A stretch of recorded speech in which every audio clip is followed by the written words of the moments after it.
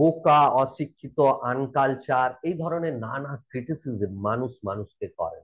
আপনিও আপনার জীবনে গিয়ে দেখবেন বহুবার হয়তো এই ধরনের ক্রিটিসিজম আপনাকে সহ্য করতে হয়েছে।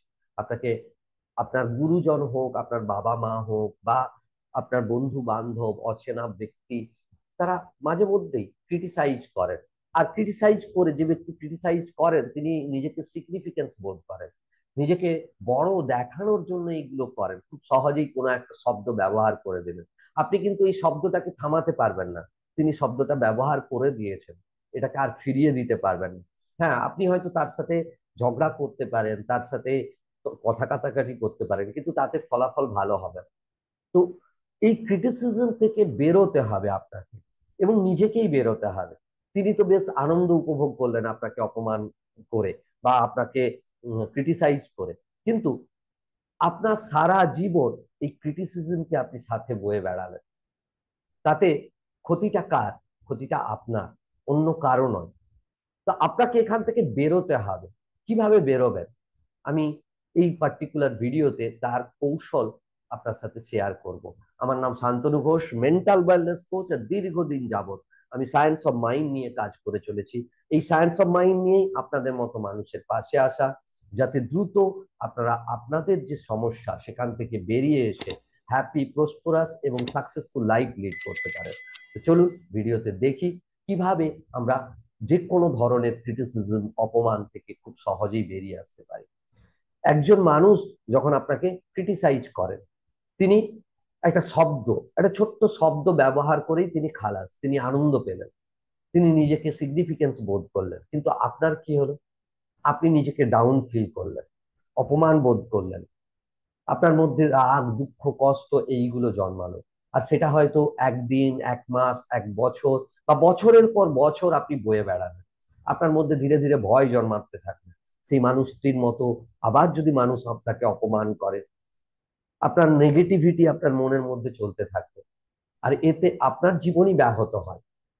তো দেখুন, তাহলে এখানে কি হচ্ছে? মানুষটি একবার কথা বললেন, কোনো একটা শব্দ ব্যবহার করলেন, অ্যাবিউসিভ ওয়ার্ড ব্যবহার করলেন, আর সেই শব্দটি আপনার মনে গিয়ে একটা পিকচার গঠন করবে।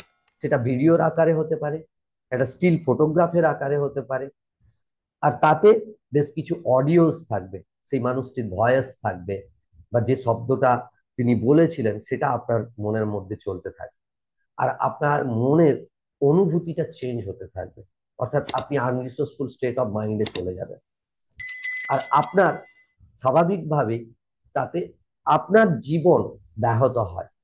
তো এই যে শব্দটা আপনার মনে পিকচার হিসেবে আছে, ভিজুয়াল ফর্মে আছে, বা অডিটরি ফর্মে আছে, বা একটা অনুভূতির আকারে আছে, সেই অনুভূতি, সেই যে পিআইআর, পার্সোনাল ইন্টারনাল রিপ্রেজেন্টেশন, সেটাকে যদি বদলে ফেলতে পারে, তাহলে যে ঘটনাটা ঘটেছিল বেশ কয়েক বছর আগে, বা একদিন আগে, বা কয়েক ঘন্টা আগে, সেটা সম্বন্ধে আপনার পুরো পারসেপশন বদলে যাবে।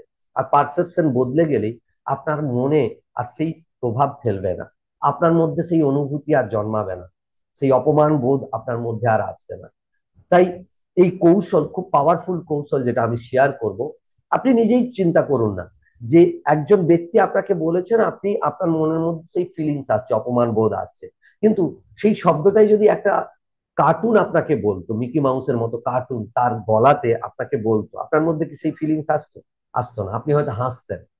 ঠিক সেইভাবেই এই টেকনিক আপনার যে পিআইআর গঠন হয়েছে, পার্সোনাল ইন্টারনাল রিপ্রেজেন্টেশন মনের মধ্যে গঠন হয়েছে, সেটাকে চেঞ্জ করার জন্য। তো কিভাবে করবেন? খুব সিম্পল টেকনিক। নিজের মেন্টাল স্ক্রিনে যাবেন, মনে মনে যাবেন, আর আপনি দেখতে পাবেন যে ব্যক্তিটার ছবি হয়তো আপনার সামনে ভেসে উঠছে, তার গলা আপনার সামনে ভেসে উঠছে, তার বলা কথা আপনি শুনতে পাচ্ছেন।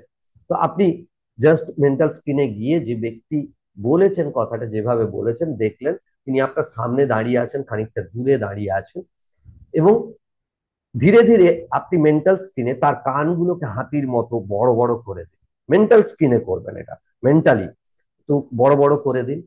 নেক্সট, তার নাকে দেখুন একটা লাল রঙের বড় চেরি লাগানো আছে, যেমন জোকারদের নাকে থাকে সেরকম। আর জোকারদের মতো বিভিন্ন রং দিয়ে গালে বা মুখে বিভিন্ন জিনিস আঁকা। তার মুখটা বেশ বড় বা লম্বা, ঠোঁট আছে, এরকম কল্পনা করুন। এবং দেখুন যে হয় মিকি মাউসের গলায় বা যে কোনো কার্টুনের গলায় সেই শব্দটা, যে শব্দটা আপনি শুনতে পান, সেই শব্দটা তিনি বলছেন। সঙ্গে সঙ্গে দেখবেন আপনার মনের মধ্যে ফিলিংসটাই চেঞ্জ হবে, আপনি হয়তো হেসেও ফেলতে পারেন। তো এতে কি হলো, আপনার যে পিআইআর, আপনার যে পারসেপশন, সেটা চেঞ্জ হলো। যে ভিজুয়াল ফর্মে আপনি বয়ে বেড়াচ্ছিলেন, যে অডিটিভ ফর্ম আপনি বয়ে বেড়াচ্ছিলেন, তার ফলে একটা ফিলিংস, লো ফিলিংস আপনার মধ্যে জেনারেট হচ্ছিল, সেটা পুরোপুরি চেঞ্জ হবে। আর এইভাবে আপনি যে কোনো অপমান, যে কোনো ক্রিটিসিজম থেকে সহজেই নিজেকে বের করে আনতে পারেন। তো আশা করি এই ভিডিও আপনার জীবনে খুব গুরুত্বপূর্ণ ভ্যালু অ্যাড করবে।